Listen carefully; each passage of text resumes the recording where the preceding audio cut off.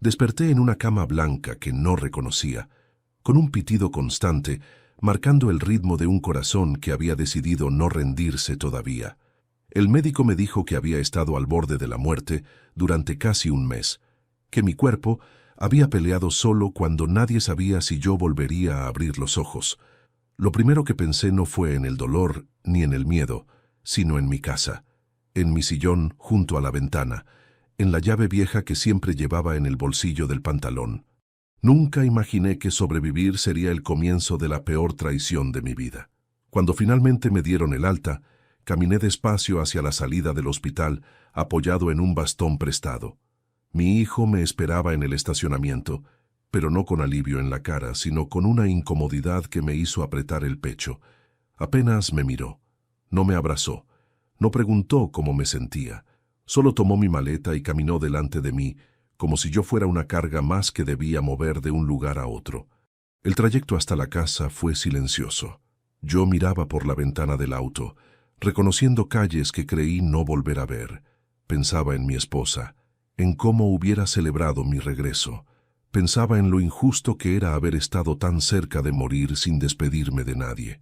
Cuando el auto se detuvo frente a mi casa, sentí un alivio breve, casi infantil, pero duró segundos. La puerta estaba abierta, y adentro había voces que no reconocía. Pero antes de continuar, me gustaría saber si te suscribiste al canal y si te gustó el video. Esto me ayuda a ver que me apoyas y disfrutas de mis historias. Ahora, continuemos. Bajé del auto con dificultad y di unos pasos hacia la entrada. En ese momento, mi hijo se interpuso delante de mí. Me miró por primera vez a los ojos y lo que vi allí no fue amor, ni culpa, ni alivio. Fue prisa. «Papá, no entres», dijo, con una voz seca que no le conocía. Fruncí el ceño, sin entender. «¿Cómo que no entre? Esta es mi casa». Tragó saliva, miró hacia adentro y luego volvió a mí. «Pensé que ibas a morir», soltó.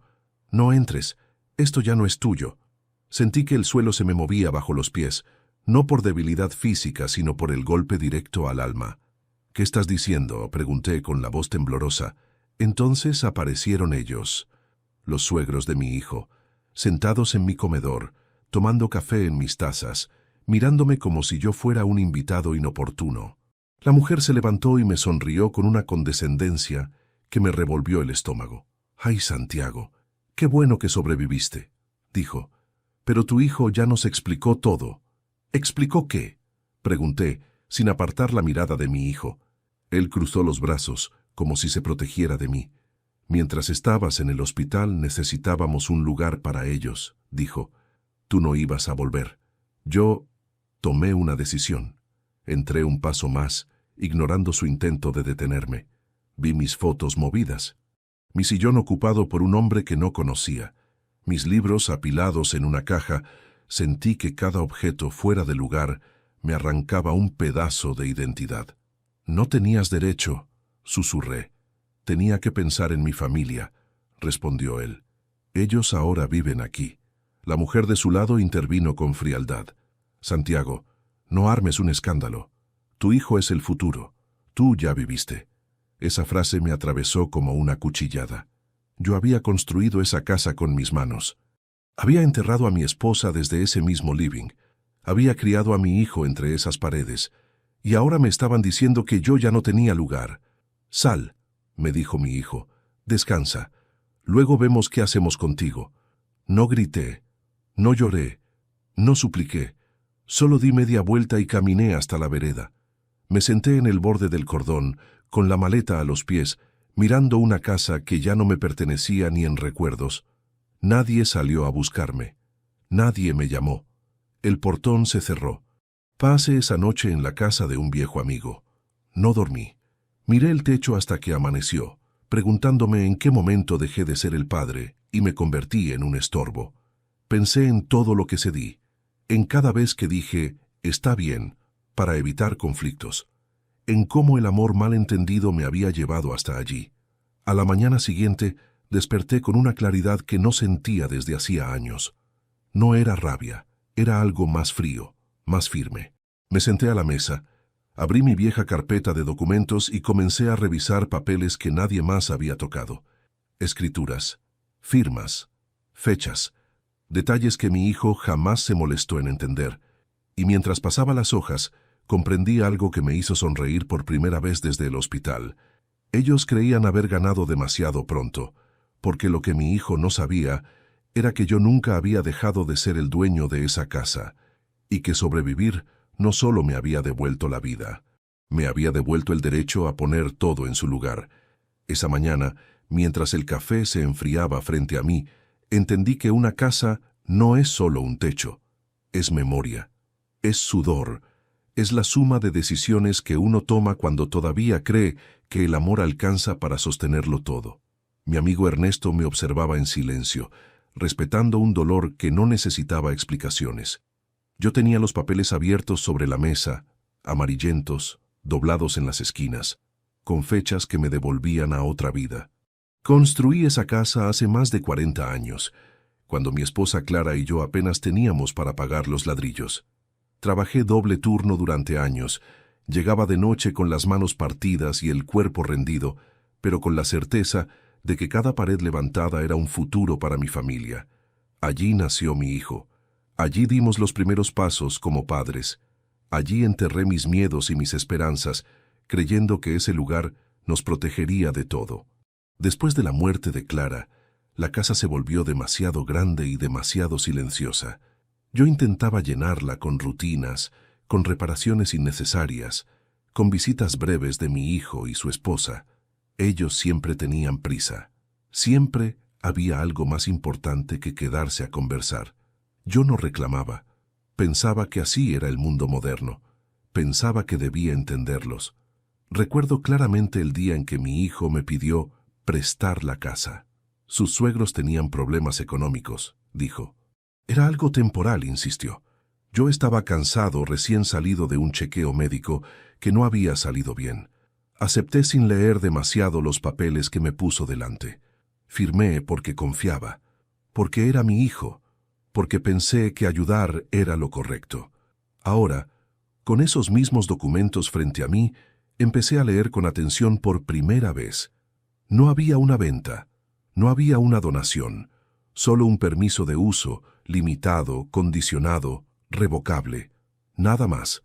Mi nombre seguía allí, claro como el día. La escritura original nunca había cambiado. Sentí un alivio breve, seguido de una tristeza profunda. No me habían quitado la casa legalmente, pero habían intentado borrarme de ella emocionalmente. Ernesto carraspeó, rompiendo el silencio. Santiago, ellos contaban con que no revisarías nada, dijo. Contaban con que te rendirías. Asentí. Contaban con que siguiera siendo el mismo de siempre. Respondí.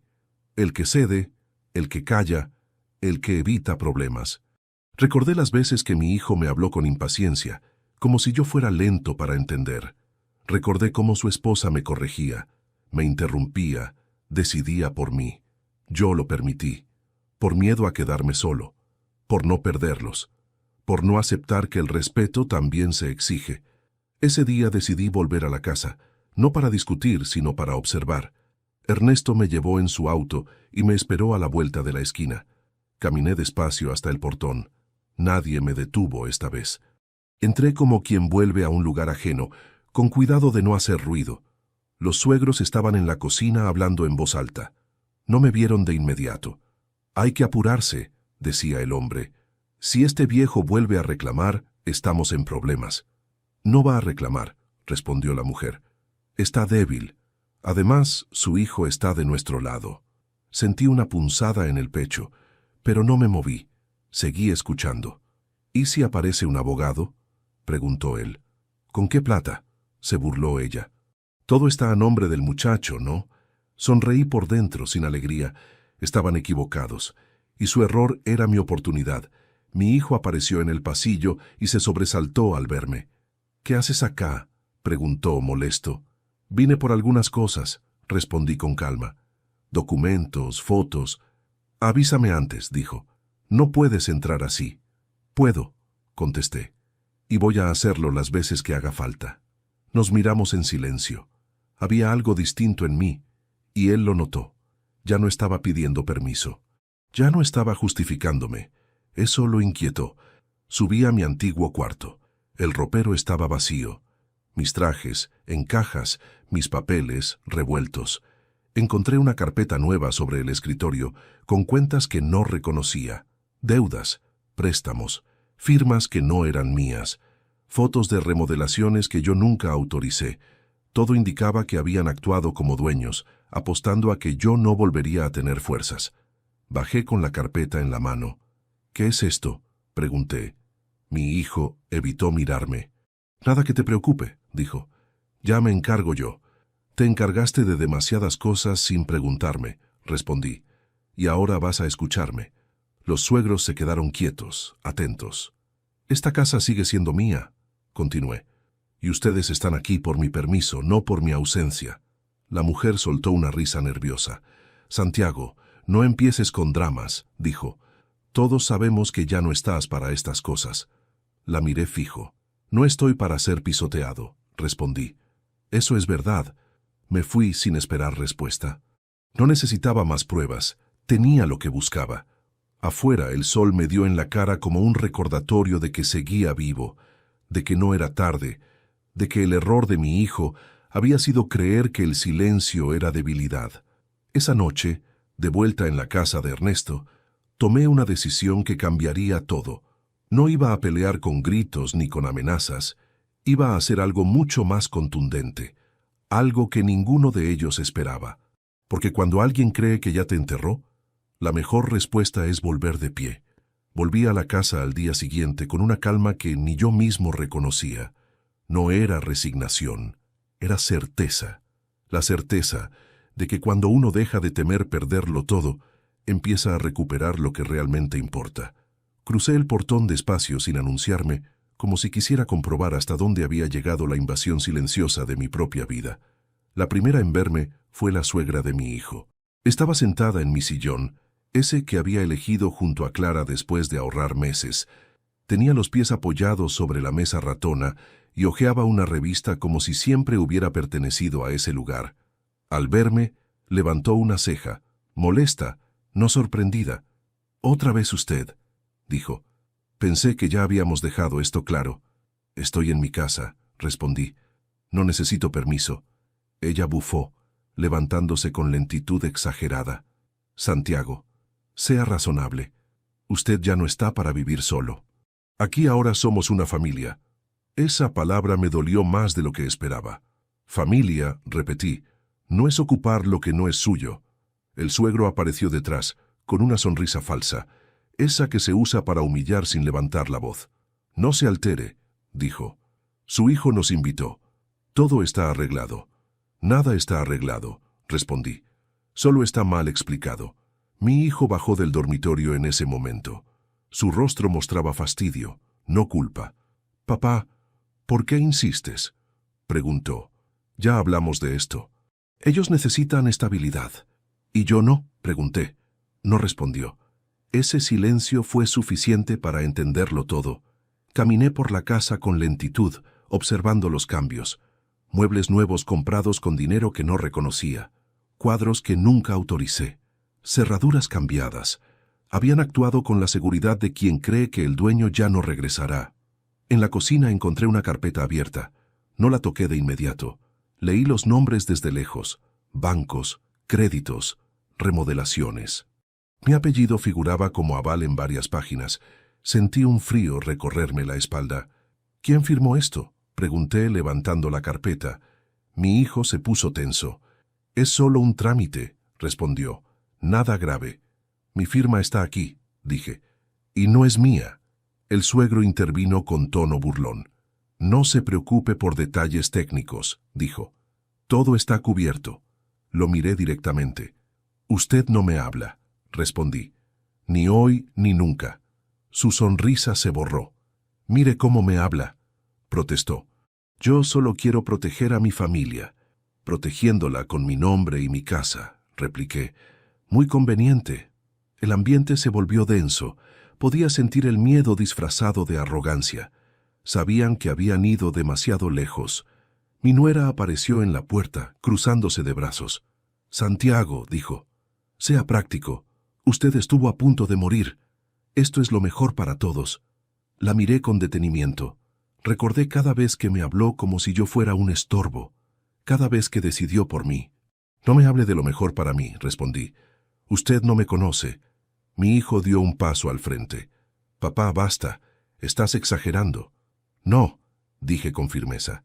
Ustedes se acostumbraron a decidir por mí porque siempre lo permití. Eso terminó.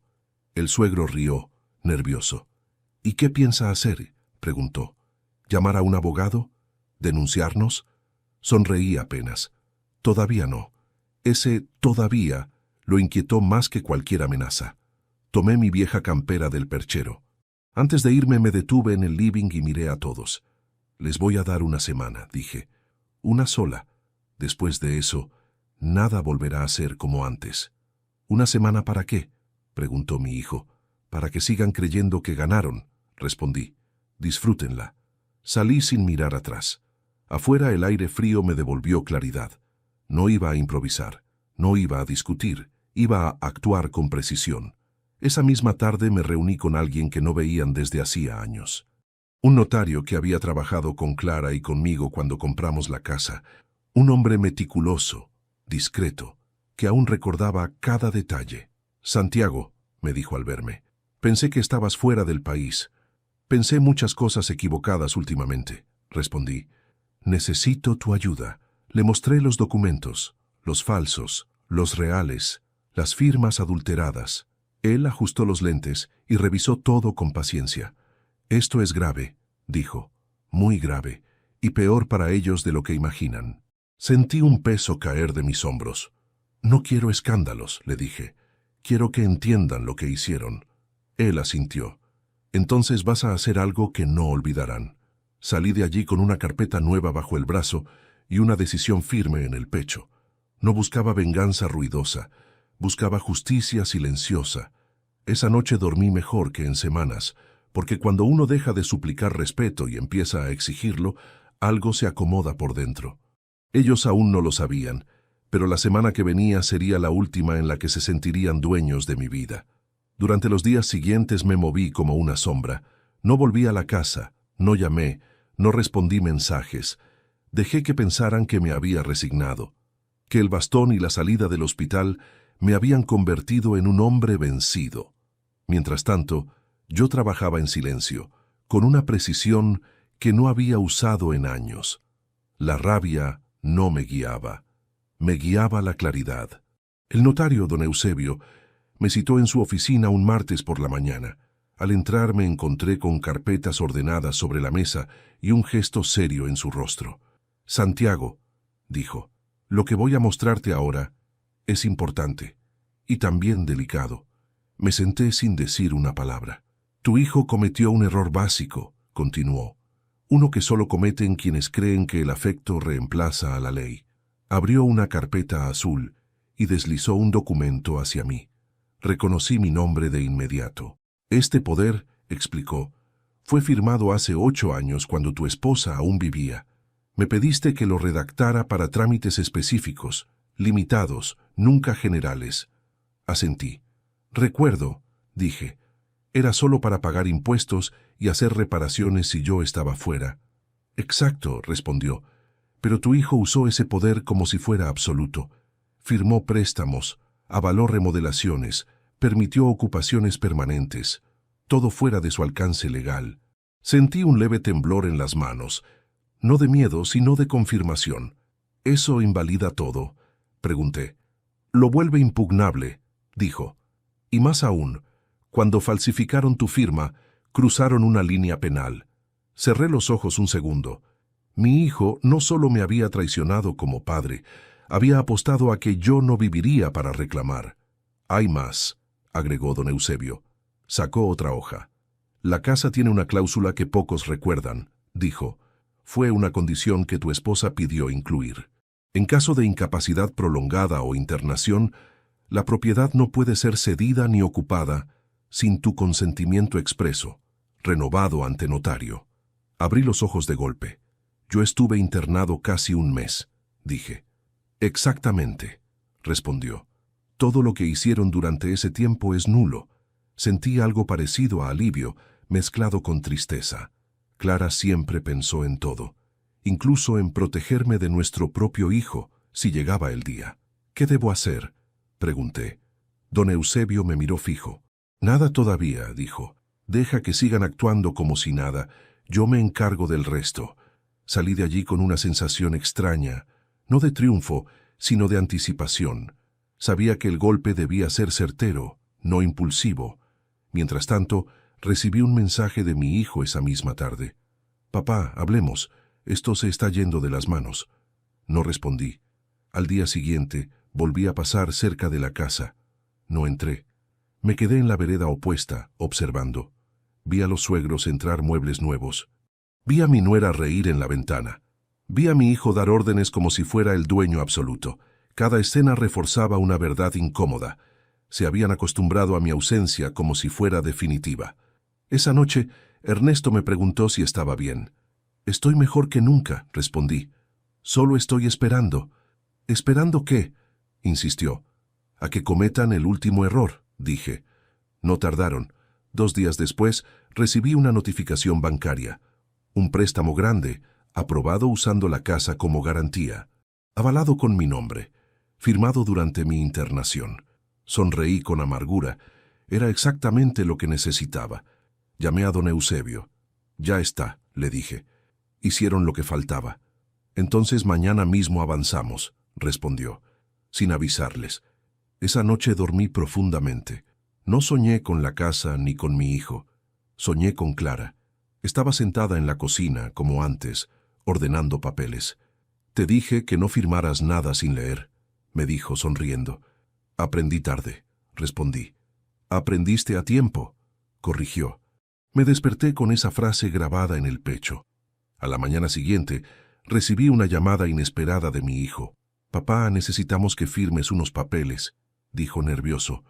«Es solo para regularizar todo». «No voy a firmar nada», respondí con calma. «Pero es urgente», insistió. «Los suegros ya se mudaron del todo. Hay gastos». «No es mi problema», contesté. «Ya te lo dije. 1 semana». Colgó sin despedirse. Ese mismo día, don Eusebio presentó la impugnación formal. Notificó al banco, al registro de la propiedad, a la municipalidad, todo con fechas, firmas y pruebas irrefutables. Yo no estuve presente. No quería ver sus caras todavía. 2 días después, mi hijo apareció en la casa de Ernesto sin avisar. Tenía el rostro desencajado. «¿Qué hiciste?», preguntó apenas me vio. Lo miré con serenidad. «Nada», respondí. «Solo dejé de permitir». «El banco congeló el préstamo», dijo. «Dicen que la casa no puede usarse como garantía, que todo es inválido». «Así es», asentí. «Los suegros están furiosos», continuó. «Dicen que los engañaste». «Ellos se engañaron solos», respondí. Mi hijo pasó una mano por su rostro. «Papá, esto se nos fue de las manos». «No», dije con firmeza.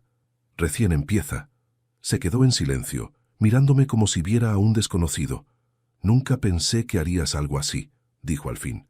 «Nunca pensaste que sobreviviría», respondí. Bajó la mirada. «Hablemos», pidió. «Arreglémoslo». «Habrá tiempo para hablar», dije. «Pero primero vas a escuchar». Se fue sin decir más. Me quedé solo, respirando hondo. El error de mi hijo no había sido confiar en los papeles falsos. Había sido creer que el amor de un padre es infinito, incluso cuando se lo pisa. Y mientras el reloj avanzaba, yo sabía que la semana prometida estaba a punto de terminar. La reunión familiar fue idea de mi hijo. Me llamó 2 días después de su visita nerviosa a la casa de Ernesto y me pidió que fuera. Dijo que necesitábamos hablar con calma, que ya no tenía sentido seguir así. Acepté sin discutir. Sabía que cuando alguien convoca a otros para respaldarse, es porque ya no se siente seguro a solas. Llegué a la casa por la tarde. Había más autos de lo habitual estacionados afuera. Al entrar, vi a los suegros sentados en mi comedor, acompañados por 2 familiares de ellos que apenas conocía. Mi nuera iba y venía con bebidas, fingiendo normalidad. Nadie se levantó para saludarme. Nadie me ofreció asiento. Me quedé de pie apoyado en el bastón observando. Gracias por venir, papá, dijo mi hijo. Queremos aclarar todo de una vez. Los escucho, respondí. El suegro carraspeó y tomó la palabra, como si ya estuviera ensayado. Santiago, creemos que esto se salió de control, dijo. Nosotros actuamos de buena fe. Tu hijo nos ofreció la casa porque pensó que no ibas a volver. No hubo mala intención. Habla por ti, respondí. Yo nunca ofrecí nada. La suegra intervino enseguida. Pero tú estabas internado, sin conciencia, dijo. Había que decidir rápido. Nosotros invertimos dinero. Pintamos, arreglamos, compramos muebles. Sin autorización, contesté. Eso no los convierte en dueños. Mi hijo levantó la mano. Papá, basta, dijo. Ellos no tienen la culpa. Yo asumí que la casa iba a ser mía tarde o temprano. Esa frase quedó flotando en el aire. ¿Así que ya la dabas por heredada? Pregunté. Eres realista, respondió él. Tienes 66 años.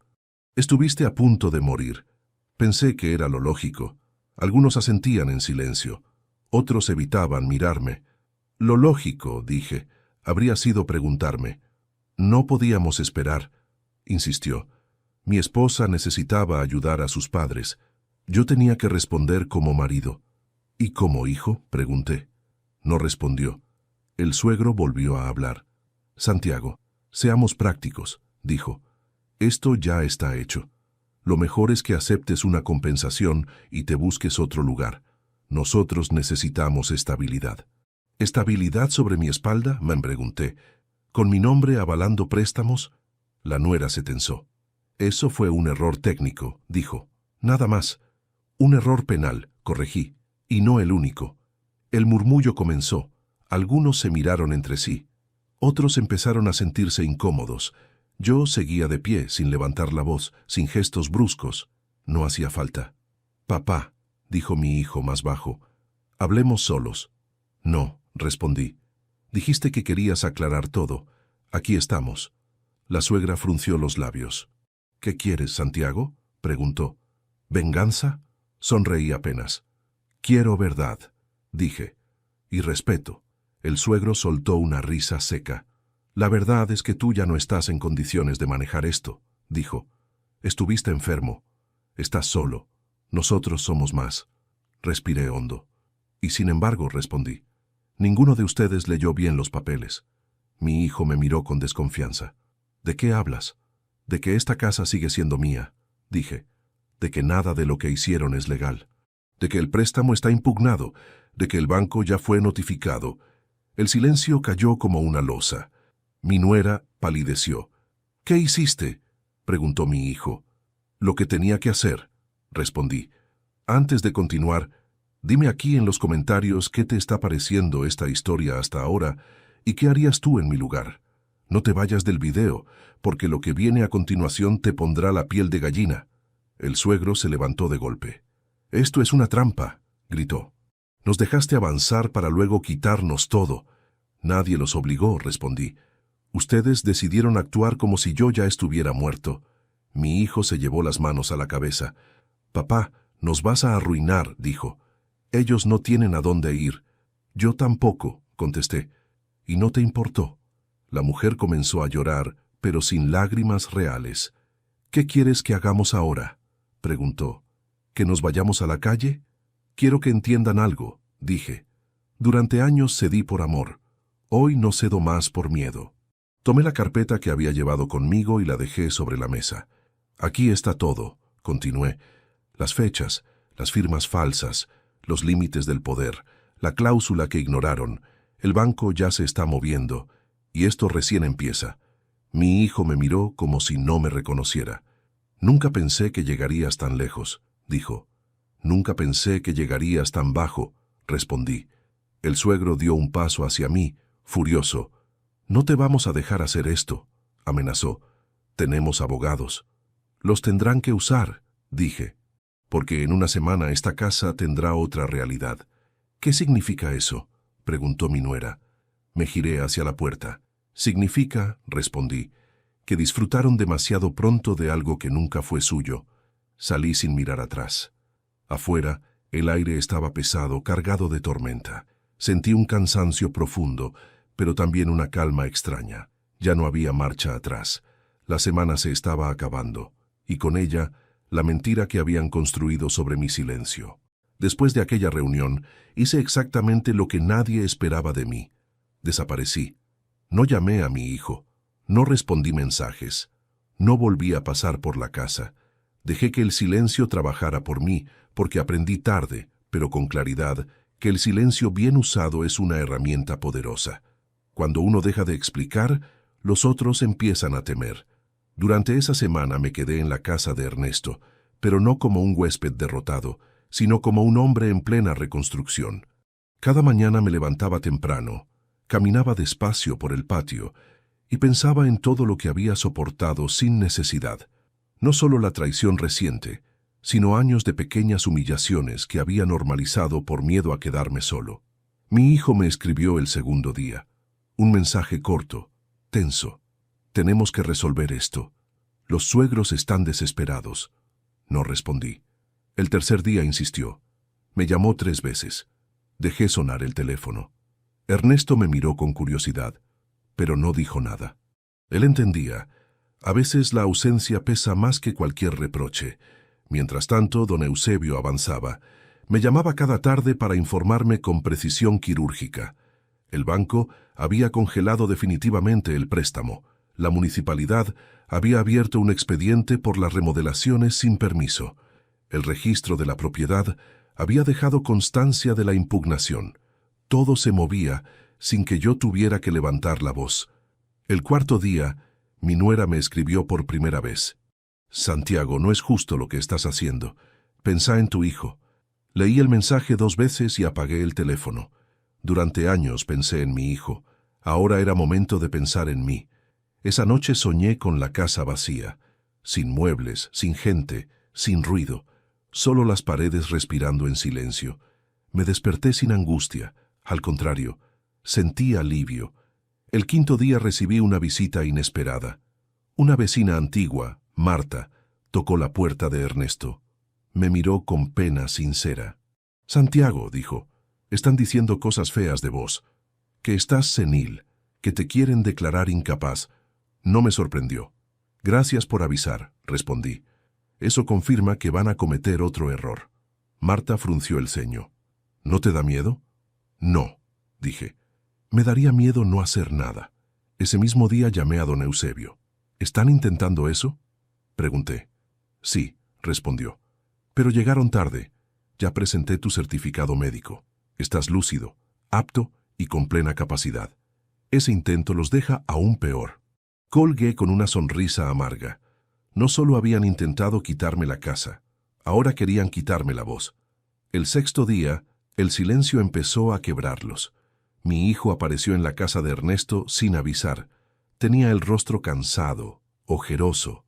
Ya no era el hombre seguro de la reunión familiar. Era alguien acorralado.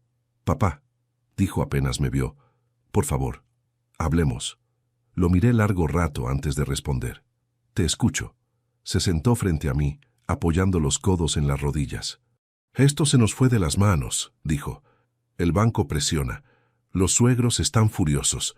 Mi esposa no duerme. Todo el mundo habla. Durante años yo tampoco dormí, respondí. Y nadie habló. Bajó la mirada. No quise hacerte daño, dijo. Solo pensé que era lo más práctico.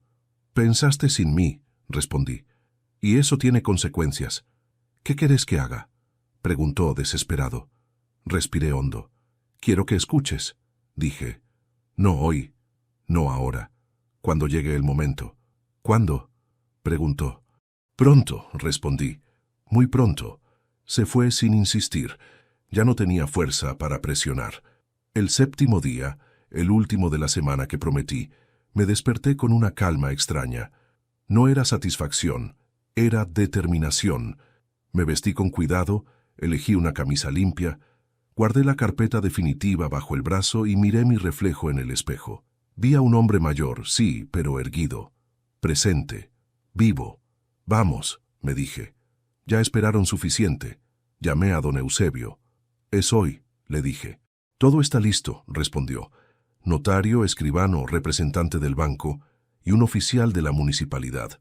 Colgué y sentí un nudo en el estómago, no por miedo, por la certeza de que nada volvería a ser igual. Antes de salir, Ernesto me detuvo. «Santiago», dijo, «pase lo que pase, hiciste lo correcto». Asentí. «No busco castigar», respondí. «Busco recuperar mi lugar». Caminé hacia la casa con paso firme. A cada metro, sentía cómo el silencio de la semana se transformaba en peso sobre los hombros de quienes creyeron que podían borrarme. Ellos pensaron que callar era rendirse. Nunca entendieron que estaba preparando el terreno, porque cuando un hombre deja de suplicar y empieza a actuar, el silencio ya no es vacío, es anuncio, y lo que venía después no necesitaba gritos. Llegué a la casa a media mañana, acompañado por personas que jamás imaginé volver a ver juntas frente a esa puerta. El notario, el escribano del banco y un inspector municipal. No levanté la vista para mirar las ventanas, pero sabía que adentro ya se movían cortinas y sombras nerviosas. El silencio de la semana había terminado. Ahora venía el ruido seco de la realidad. Golpeé la puerta una sola vez. Mi hijo abrió. Su rostro pasó de la sorpresa al pánico en cuestión de segundos. Detrás de él apareció mi nuera y más atrás los suegros, que se quedaron inmóviles como si hubieran visto un fantasma. «Papá, ¿qué es esto?», preguntó mi hijo con la voz quebrada. «Es el final de una confusión», respondí, «y el comienzo de algo más claro». El notario dio un paso al frente y mostró su credencial. «Venimos a notificar formalmente», dijo. «Necesitamos ingresar». Nadie se movió durante unos segundos eternos. Finalmente, el suegro se hizo a un lado, con el rostro tenso. Entramos. La casa estaba irreconocible. Muebles nuevos, paredes recién pintadas, cuadros modernos tapando mis viejas fotografías, pero nada de eso me conmovió, porque entendí algo esencial. Podían cambiar el decorado, pero no la historia. Nos reunimos en el comedor, mi comedor. El escribano colocó una carpeta gruesa sobre la mesa. El inspector municipal sacó una libreta. El representante del banco se mantuvo de pie, serio, distante. «Vamos a ser claros», dijo el notario. «La ocupación actual de esta vivienda no tiene sustento legal». Mi nuera soltó una risa nerviosa. «Eso no es verdad», dijo. «Mi esposo tiene poder». «Tenía», corrigió el notario, «y lo usó fuera de los límites. Además, hay falsificación de firma y contratos celebrados durante una internación prolongada». El suegro golpeó la mesa. «Esto es un abuso», gritó. «Nosotros invertimos dinero». «Sin autorización», respondió el inspector, «y sin permisos municipales. De hecho, varias reformas deberán ser revertidas». Mi hijo se dejó caer en una silla. «Papá», murmuró, «esto se puede arreglar». Lo miré con una mezcla de tristeza y firmeza. «Te di tiempo», respondí. «Usaste ese tiempo para intentar declararme incapaz». Bajó la cabeza. El representante del banco habló por primera vez. «El préstamo queda anulado», dijo.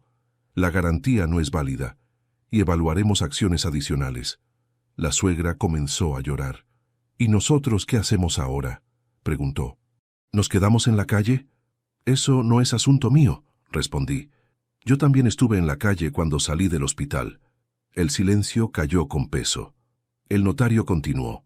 «Se establece un plazo de 72 horas para desocupar la vivienda», leyó. «Pasado ese tiempo, se procederá al desalojo». Mi nuera se levantó de golpe. «Esto es una venganza», gritó. «Todo esto es por orgullo». «No», respondí con calma. «Esto es por límites». Mi hijo me miró con ojos vidriosos. «Nunca pensé que llegarías tan lejos», dijo. «Nunca pensé que me cerrarías la puerta de mi propia casa», respondí. No gritamos. No fue necesario. El daño ya estaba hecho. El inspector municipal empezó a tomar fotografías. El escribano pidió documentos. El notario firmó copias. Todo ocurrió con una frialdad casi quirúrgica. Yo observaba en silencio, sintiendo cómo cada acto administrativo desarmaba la ilusión de poder que habían construido. Cuando terminaron, el notario se volvió hacia mí. «Santiago, desea ingresar formalmente a la vivienda ahora». Miré a todos antes de responder. «No», dije. «Volveré cuando esté vacía». Mi hijo se levantó lentamente.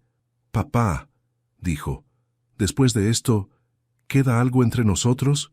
Lo pensé unos segundos. Eso depende de vos, respondí. Pero no hoy. Salí de la casa acompañado por los funcionarios. Afuera, algunos vecinos miraban desde lejos. No sentí vergüenza. Sentí alivio. Mientras caminaba, entendí que no había ganado nada material. Solo había recuperado algo más valioso. Mi lugar, mi voz, mi dignidad.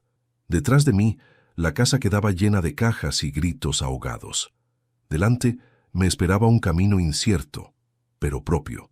Y por primera vez desde que desperté en aquella cama de hospital, supe que el regreso ya no dolía, porque esta vez había vuelto para quedarme. Pensé que todo había terminado cuando salí de aquella casa escoltado por el notario y los funcionarios, pero estaba equivocado.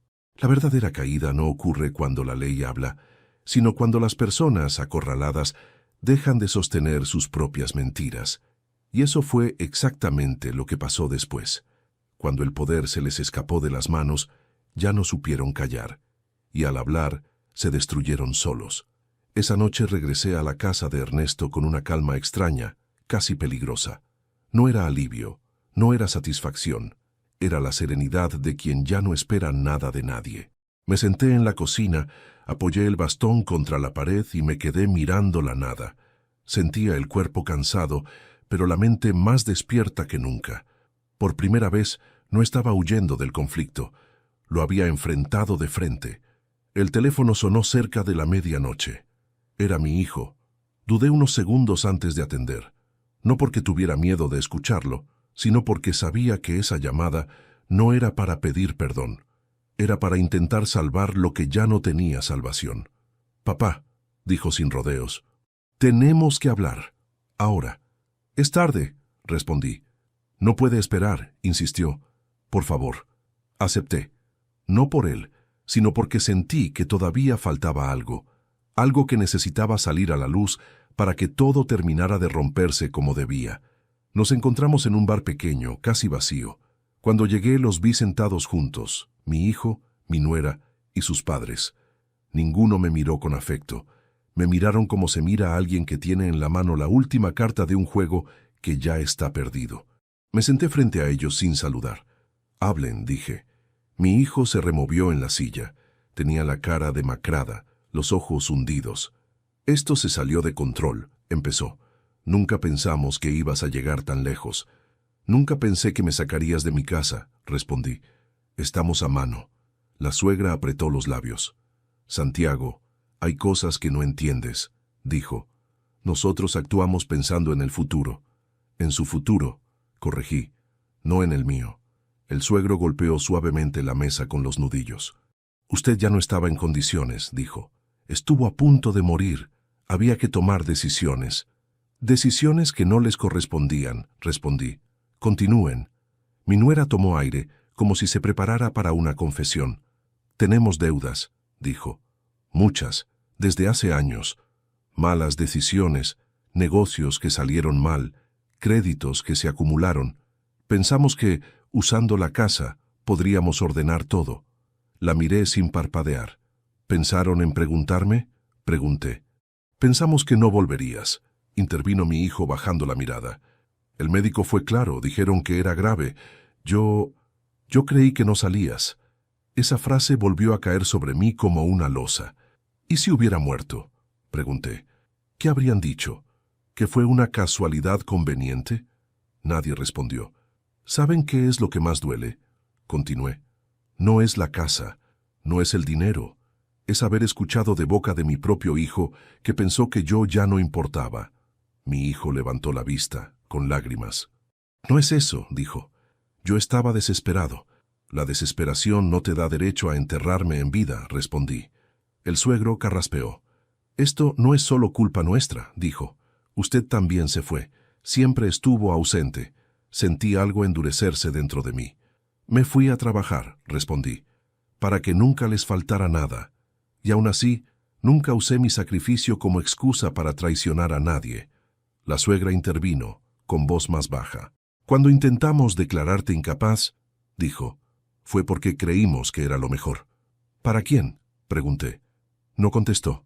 Fue idea mía, admitió finalmente. Pensé que, así, todo se resolvería más rápido. Asentí lentamente. Entonces déjeme decirle algo, dije. Lo que usted hizo no fue protección, fue usurpación. Mi hijo se llevó las manos al rostro. Papá, esto nos va a arruinar, dijo. El banco, las deudas, los abogados. No vamos a poder con todo.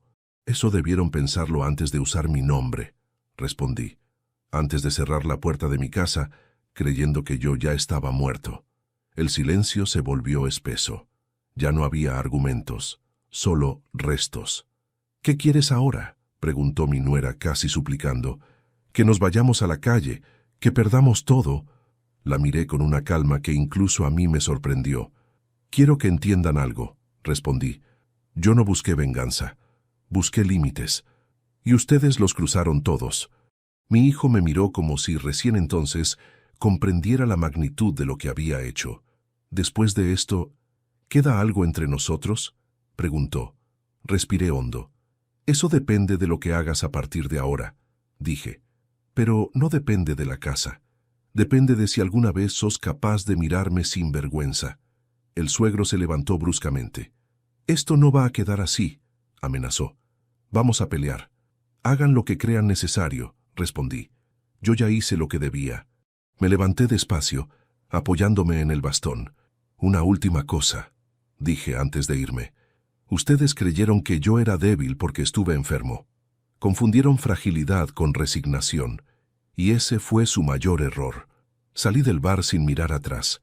El aire nocturno me golpeó el rostro, pero no sentí frío. Sentí algo parecido a libertad. No la libertad alegre, sino la que llega después de una pérdida definitiva.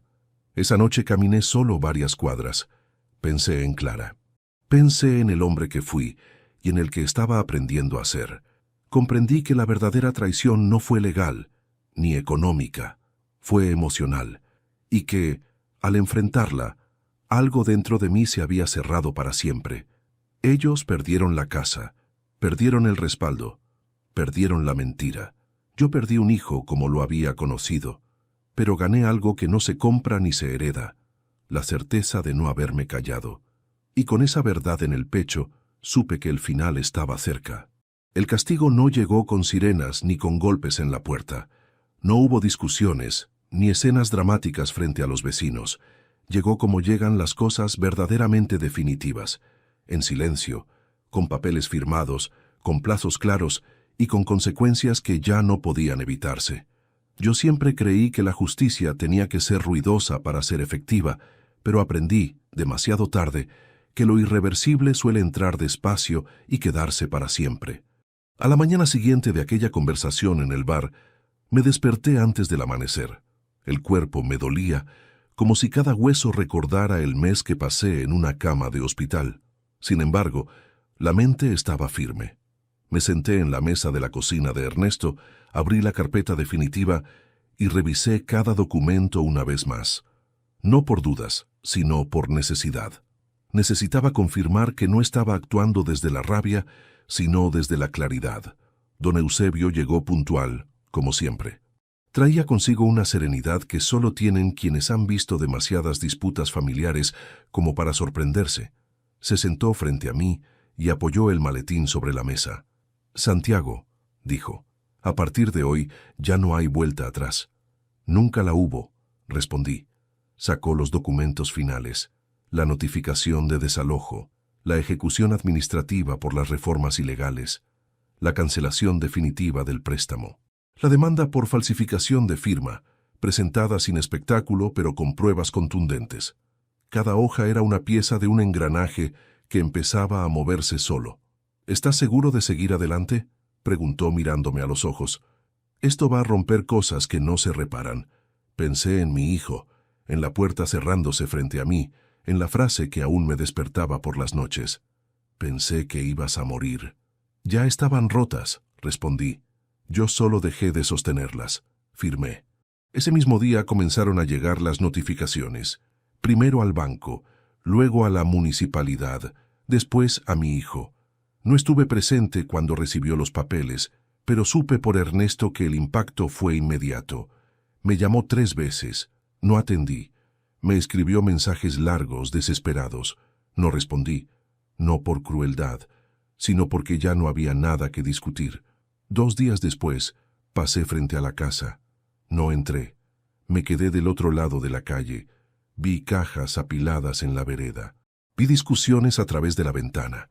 Vi a los suegros gesticular furiosos, señalando paredes que ya no podían reclamar como propias. Vi a mi hijo caminando de un lado a otro, con el teléfono pegado a la oreja, buscando soluciones que ya no existían. No sentí alegría, tampoco tristeza. Sentí una calma pesada, adulta, definitiva. El tercer día, el banco envió a su representante. El cuarto, llegó la municipalidad con una orden clara: revertir las reformas no autorizadas o enfrentar sanciones mayores.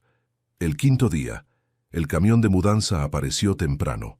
Los vecinos miraban desde lejos, en silencio. Nadie aplaudía, nadie celebraba. Era uno de esos momentos en los que la vergüenza colectiva pesa más que cualquier escándalo. Mi hijo me llamó esa noche. «Papá», dijo, con la voz quebrada, «esto se nos fue de las manos. Los suegros se van. Mi esposa está destrozada. No tenemos dónde ir». Respiré hondo antes de responder. Yo tampoco tenía dónde ir cuando salí del hospital, dije, y aún así no me importó. «¿Eso es todo?», preguntó. «¿Así termina todo?». «No», respondí. «Esto termina cuando entiendas por qué pasó». Colgó sin despedirse. Los días siguientes fueron un desfile silencioso de consecuencias. Los suegros dejaron la casa sin mirarme. Mi nuera pasó una sola vez por la vereda, con los ojos hinchados, cargando bolsas. No me habló. Mi hijo fue el último en irse. Salió con una mochila, se detuvo en la puerta y miró hacia atrás. No supe qué vio. Tal vez la casa, tal vez su propia derrota. Cuando el portón se cerró, no sentí triunfo. Sentí vacío. Un vacío limpio, necesario, como el que queda después de extirpar algo que estaba enfermo. Una semana después, volví oficialmente a la casa. Entré solo. El eco de mis pasos me recordó cuán grande se había vuelto sin mí. Las paredes estaban marcadas por los muebles que ya no estaban. El aire olía distinto. Caminé hasta el living y me senté en el piso apoyando la espalda contra la pared. Allí había llorado cuando murió Clara. Allí había enseñado a mi hijo a andar en bicicleta en el patio. Todo seguía ahí, aunque yo ya no era el mismo. Revisé cada habitación. Encontré cosas que no me pertenecían y las aparté. Encontré otras que creí perdidas y las guardé con cuidado. En un cajón del dormitorio principal hallé una libreta vieja, olvidada. Era mía, de años atrás. La abrí y encontré una frase que había escrito sin recordar cuándo. «Algún día tendré que aprender a decir no». Sonreí con tristeza. Esa noche dormí en mi casa por primera vez desde el hospital. No fue un sueño profundo. Me desperté varias veces, escuchando ruidos inexistentes, acostumbrado a defender un espacio que ya era mío otra vez. Pero al amanecer, cuando la luz entró por la ventana de la cocina, sentí algo nuevo: paz. 2 días después, mi hijo volvió. No entró. Se quedó en la vereda como yo había hecho antes. Lo vi por la ventana. Dudé unos segundos, pero finalmente abrí la puerta. «¿Qué necesitas?», pregunté. Me miró como si no supiera por dónde empezar. «Solo a hablar», dijo. Salí y cerré detrás de mí. «Habla», respondí. «Perdí todo», dijo. «La casa, la confianza. Mi matrimonio está a punto de romperse. Mis suegros no me hablan. Y ahora entiendo algo que no quise ver antes». «¿Qué cosa?», pregunté. «Que te usé», dijo. «Que te di por muerto antes de tiempo. Que pensé más en mi comodidad que en tu dignidad». Asentí lentamente. «Eso ya lo sé», respondí. «La pregunta es, ¿qué vas a hacer con eso?». Se pasó una mano por el rostro. «No lo sé», dijo. «Solo sé que nunca me sentí tan solo». «La soledad también enseña», respondí. «Si la escuchas, ¿me vas a ayudar?», preguntó, casi en un susurro. Lo miré largo rato. «No hoy», dije. «No mientras sigas creyendo que esto es un castigo. Esto es una consecuencia». Sus ojos se llenaron de lágrimas. Entonces, ¿ya no soy tu hijo? Sentí el golpe en el pecho, pero no retrocedí. Sos mi hijo, respondí, pero ya no sos un niño, y yo no soy tu respaldo automático. Se quedó en silencio. Asintió. Dio un paso atrás. Gracias por no echarme, dijo. No te eché, respondí. Te mostré la puerta que yo tuve que cruzar solo. Se fue despacio. Volví a entrar a la casa y cerré. Me apoyé contra la puerta unos segundos. No lloré. Ya no hacía falta. El castigo no había sido humillarlo. Había sido devolverle el peso de sus decisiones. Esa noche, sentado en mi sillón recuperado, entendí algo que me acompañaría el resto de mi vida. No todas las venganzas son violencia. Algunas son simplemente dejar de proteger a quien nunca te protegió. Y ese castigo, el de no intervenir más, el de no salvar, el de no cubrir, es el más grande de todos. Volver a dormir en mi casa no fue el final que imaginé durante las noches en el hospital. No hubo alivio inmediato ni una sensación triunfal. Fue más bien como sentarse frente a un espejo, después de muchos años, y descubrir que el reflejo cambió mientras uno no miraba. Caminé descalzo por el pasillo, tocando las paredes con la punta de los dedos, como si necesitara comprobar que seguían siendo reales, que no eran parte de otro sueño interrumpido por máquinas y voces médicas. La casa estaba en silencio, pero no era un silencio vacío. Era un silencio distinto, espeso, cargado de memoria. Cada habitación guardaba restos de lo que fue y de lo que ya no sería. El eco de pasos que no volverían, risas que se habían apagado, discusiones que ahora parecían lejanas. Me senté en la mesa de la cocina y me quedé allí mucho tiempo, mirando el mismo lugar donde Clara solía dejar las llaves, preguntándome en qué momento dejé de ser el dueño de mi vida y pasé a convertirme en un espectador de mis propias decisiones. Durante los días siguientes hice algo que nunca me había permitido: no correr detrás de nadie. No llamé a mi hijo, no pregunté por su situación, no intenté arreglar nada. Me dediqué a ordenar la casa con calma, sin prisa, sin nostalgia excesiva. Tiré lo que ya no servía. Guardé lo que merecía ser conservado. Cada objeto que tocaba era una elección consciente, un pequeño acto de recuperación personal. Por primera vez en años, nadie decidía por mí. Un jueves por la tarde, mientras barría el patio, me detuve a observar el limonero que había plantado con mi hijo cuando era pequeño. Estaba más grande, más torcido, pero seguía dando frutos. Pensé que quizás las personas somos iguales. Crecemos como podemos, no siempre derechos, no siempre justos, pero seguimos dando algo, aunque sea sombra. Me senté en una silla vieja y comprendí que no quería que el final de esta historia fuera solo castigo. Quería que fuera aprendizaje, incluso si dolía. Mi hijo volvió a aparecer días después, sin aviso, sin dramatismo. Tocó la puerta como si fuera un extraño.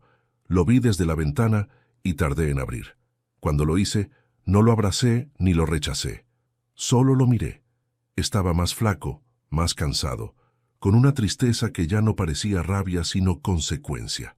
No vengo a pedirte nada, dijo. Solo quería verte. Asentí y le indiqué que se sentara en el banco del patio.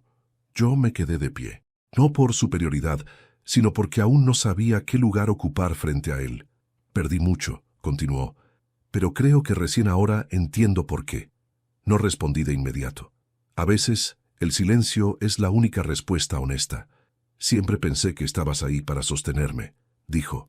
Que pasara lo que pasara ibas a estar. Nunca pensé que tu silencio pudiera doler más que un grito. Mi silencio no fue castigo, respondí al fin. Fue límite. Asintió lentamente. Me acostumbré a que cedieras, admitió, a que te adaptaras, y cuando no lo hiciste, me sentí traicionado. Así se sintió Clara cuando dejé que otros decidieran por mí, respondí. Así me sentí yo cuando me cerraste la puerta. Bajó la mirada. No discutió. No intentó justificarse. No sé si algún día voy a poder reparar esto, dijo, pero necesitaba decirte que ahora veo al hombre que sos, y entiendo que no te respeté. Respiré hondo. No sentí alivio, pero sí algo parecido a cierre. No busco reparación inmediata, respondí. Busco verdad sostenida en el tiempo. Lo demás se verá. se levantó despacio, como si temiera romper algo frágil. «Gracias por escucharme», dijo. «Gracias por hablar sin exigirme nada», respondí. Se fue sin mirar atrás. Yo me quedé un rato más en el patio, sintiendo cómo el aire de la tarde se enfriaba lentamente. No había reconciliación completa, pero tampoco guerra. Había algo nuevo. Distancia consciente. Necesaria. Esa noche dormí profundamente. Soñé con Clara.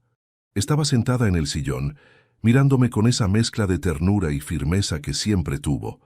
No decía nada, solo asentía, como si aprobara en silencio las decisiones que por fin estaba tomando.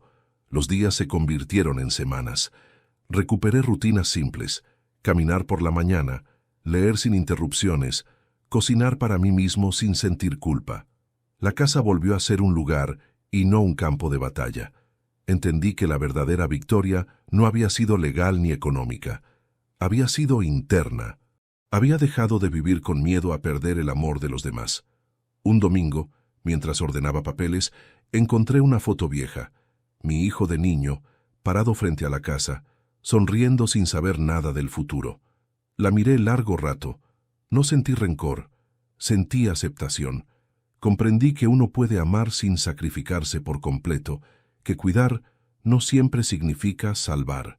Me senté en el sillón recuperado y pensé en todo lo ocurrido, en el hospital, en la puerta cerrada, en la semana de silencio, en la caída de quienes creyeron que podían usar mi vida como moneda de cambio. Y entendí algo esencial: sobrevivir no me había devuelto la casa, me había devuelto la voz. Hoy vivo solo, pero no vacío. La soledad dejó de ser castigo y se convirtió en elección. Aprendí que el respeto empieza cuando uno deja de negociar su dignidad, que los límites no destruyen vínculos, los revelan, y que a veces el acto más valiente no es perdonar rápido, sino sostenerse firme. No sé qué pasará con mi hijo en el futuro. No sé si algún día volveremos a compartir una mesa sin sombras, pero sé algo con certeza: nunca más voy a permitir que me borren para sentirse cómodos, porque esta casa volvió a ser mía, porque mi vida volvió a ser mía, porque sobrevivir no fue el final, fue el comienzo. Mi nombre es Santiago Gómez, tengo 66 años, y durante mucho tiempo pensé que llegar a esta edad significaba aceptar silencios incómodos, tragarse injusticias pequeñas y grandes, y vivir con la idea de que ya no era momento de reclamar nada. Me equivoqué. Lo aprendí de la forma más dura posible, cuando desperté en una cama de hospital y descubrí que mientras yo luchaba por respirar, otros ya estaban repartiendo mi vida como si fuera un objeto olvidado. Hoy escribo estas palabras sentado en la misma casa que construí con mis manos. Pero ya no soy el mismo hombre que salió de aquí en una ambulancia. No porque haya perdido algo, sino porque recuperé lo que había entregado sin darme cuenta: mi voz. El silencio que durante años confundí con paciencia era en realidad miedo. Miedo a quedarme solo, miedo a decepcionar, miedo a perder el amor de mi propio hijo. Y ese miedo me costó caro. Durante semanas me pregunté si había ido demasiado lejos, si el castigo había sido excesivo, si no podría haber elegido un camino más suave. Pero cada vez que dudaba, volvía a escuchar aquella frase frente a mi puerta: pensé que ibas a morir. Y entonces lo entendía todo otra vez. No fue un error, no fue un malentendido. Fue una decisión tomada sobre la idea de que yo ya no importaba. No busqué venganza, busqué equilibrio, busqué volver a existir en mi propia historia. Y en ese proceso aprendí algo que nunca nadie me enseñó: amar no significa permitirlo todo.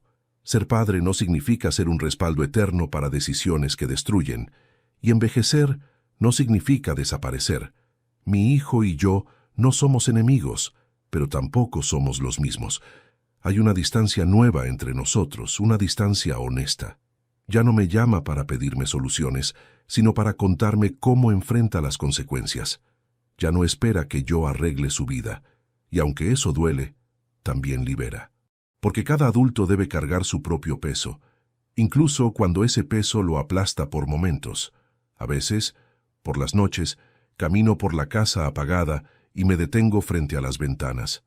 Veo mi reflejo en el vidrio y no veo a un viejo derrotado, como creí durante años. Veo a un hombre cansado, sí, pero erguido. Un hombre que aprendió tarde, pero aprendió. Un hombre que entendió que la dignidad no se hereda ni se negocia, se defiende. Si estás escuchando esta historia y sientes que alguien se ha apropiado de tu espacio, de tus decisiones o de tu silencio, quiero que sepas algo. Todavía estás a tiempo. No importa la edad. No importa cuántas veces hayas cedido antes. El respeto empieza el día que decides dejar de justificar lo injustificable. No todas las traiciones vienen de enemigos. Algunas vienen de quienes más amamos. Y no todas las reconciliaciones llegan rápido ni completas.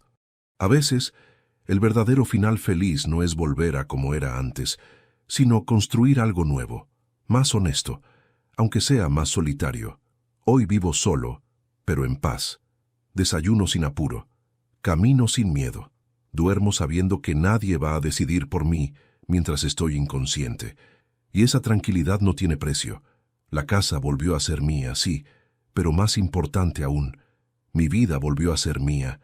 No sé cuánto tiempo me quede, nadie lo sabe, pero sí sé cómo quiero vivirlo, sin pedir permiso para existir, sin regalar mi dignidad a cambio de migajas de afecto, sin confundir amor con sacrificio absoluto, porque darlo todo no siempre es amar. A veces es desaparecer. Si esta historia te movió algo por dentro, no la dejes pasar como una más. Las historias no llegan por casualidad. Llegan cuando algo en nosotros necesita ser escuchado. Y ahora, antes de despedirme, quiero pedirte algo importante. Suscríbete al canal, porque aquí compartimos historias reales, duras, humanas, que no siempre tienen finales fáciles, pero sí necesarios. Dale me gusta al video. Eso me ayuda a saber que estás ahí, que no estoy hablando solo, que estas palabras llegan a alguien. Déjame un comentario contándome qué te pareció esta historia y desde qué ciudad nos estás viendo. Me gusta leerlos, entender qué sienten, saber que no estamos solos en lo que vivimos. Y si quieres, dime también qué habrías hecho tú en mi lugar. A veces leer otras miradas también sana. Gracias por quedarte hasta el final. Gracias por escuchar. Gracias por no mirar para otro lado. Soy Santiago Gómez, y esta fue mi historia.